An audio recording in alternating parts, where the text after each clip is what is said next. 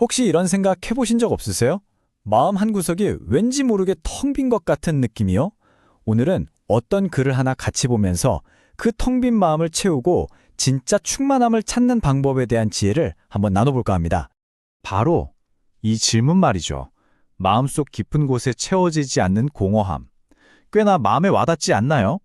오늘 우리가 살펴볼 글은요, 바로 이 누구나 한 번쯤 느껴봤을 법한 감정에서부터 이야기를 풀어가거든요. 그러니까 사람을 만나도 채워지지 않는 그런 외로운 마음. 이 글에서는 이 감정을 뭐라고 표현하냐면요. 세상 그 어떤 걸로도 채울 수 없는 영혼의 아주 깊은 목마름이자 굶주림이라고 말하고 있어요. 자, 그럼 이 문제를 어떻게 풀어나가는지 오늘 우리가 살펴볼 여정은 크게 5부분으로 되어 있어요. 먼저 우리 모두가 느끼는 보편적인 목마름에 대해 알아보고 그 다음엔 겸손한 자를 위한 은혜가 무엇인지, 그리고 은혜에 이르는 6단계의 길과 실천으로서의 기도, 마지막으로 이 모든 여정 끝에 있는 마지막 약속까지 함께 따라가 보겠습니다. 네, 첫 번째 섹션, 바로 보편적인 목마름입니다. 세상이 채울 수 없는 굶주림이라. 도대체 우리 안에 이 텅 빈 느낌, 이 글에서는 이걸 어떻게 짚어내고 있을까요? 먹어도 허기지고 분명히 누군가랑 같이 있는데도 외로운 거죠. 열심히 일하는데 만족감은 없고 결국 깨닫게 되는 거예요. 아, 내 힘만으로는 안 되는구나. 이런 표현들이 정말 강렬하게 와닿지 않나요? 이게 바로 영적인 공허함이라는 건데, 자, 바로 여기서부터 해결의 실마리를 보이기 시작하는 겁니다. 좋아요. 문제가 뭔지는 알겠습니다. 이렇게 깊고 근원적인 공허함. 그렇다면 해답은 뭘까요? 이 글에서 제시하는 해결책은 뭔지 한번 보죠. 네, 그 핵심 키워드는 바로 은혜입니다. 은혜.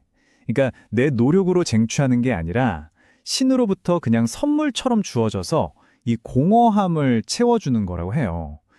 근데 이 특별한 선물을 받으려면 딱 한 가지 조건이 있다고 합니다.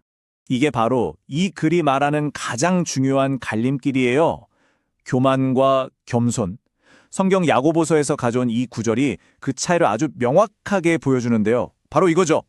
하나님이 교만한 자를 물리치시고 겸손한 자에게 은혜를 주신다. 보시면 딱 비교가 되죠. 교만한 사람은 하나님이 물리치시고 겸손한 사람은 은혜를 받는다. 한쪽은 자기 자신을 믿고 의지하지만 다른 한쪽은 하나님을 의지하죠. 그래서 결국 한쪽은 계속 채워지지 않는 상태로 남고 다른 한쪽은 그 은혜를 담을 수 있는 그릇이 된다는 겁니다. 자, 그럼 겸손이 중요하다는 건 알겠는데 도대체 어떻게 해야 겸손해질 수 있을까요? 되게 막연하잖아요. 근데 이 글은 여기서 그치지 않고 아주 구체적인 방법을 알려줍니다. 바로 6단계로 된 길이에요.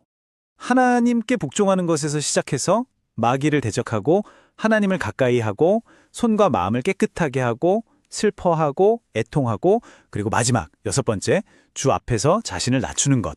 이렇게 6단계. 추상적으로만 느껴졌던 겸손이라는 개념을 실제 따라해 볼 수 있는 행동 지침으로 딱 만들어 놓은 거죠. 자, 지금까지는 이론적인 부분을 살펴봤잖아요. 그럼 이제 이게 실제로는 어떻게 적용되는지 한번 봐야겠죠. 정말 흥미로운 게 이 글의 핵심에 있는 한 사람, 태신자 김정아라는 분을 위한 기도문에서 그 실제 사례를 찾아볼 수 있어요. 네, 방금 우리가 봤던 그 은혜에 이르는 길이 김정아라는 한 사람을 위한 기도에 어떻게 녹아들어가 있는지 그 생생한 적용 사례를 한번 같이 보시죠. 기도의 첫 부분이 바로 이거예요. 더욱 큰 은혜를 받을 수 있는 그릇이 되게 하옵소서. 먼저 겸손을 구하는 거죠. 아까 봤던 그 그릇의 비유 기억나시죠? 은혜를 받기 전에 먼저 그 은혜를 담을 그릇부터 준비하는 겁니다. 그리고 그릇이 준비됐을 때를 상상하면서 이렇게 믿음을 고백해요. 주님께서는 이미 태신자 김정아에게 주실 큰 은혜의 보따리를 준비하고 계신 줄 믿습니다. 그러니까 그릇, 즉 겸손한 마음만 준비되면 그 선물 보따리는 이미 준비되어 있다는 거예요. 원인과 결과가 아주 명확하죠? 자, 이렇게 모든 과정을 거치고 나면 이 여정의 맨 마지막, 이 글이 우리에게 약속하는 궁극적인 결과는 과연 무엇일까요? 바로 이겁니다. 주 앞에서 낮추라. 그리하면 주께서 너희를 높이시리라. 정말 역설적이지 않나요? 핵심은 바로 이 약속이에요. 스스로를 낮추는 그 행동이 결국에는 가장 높아지는 길이라는 것. 이게 바로 이 여정의 최종 도착점인 셈이죠. 자, 그럼 한번 정리해 볼까요? 모든 건 영적인 공허함이라는 보편적인 문제에서 시작됐죠.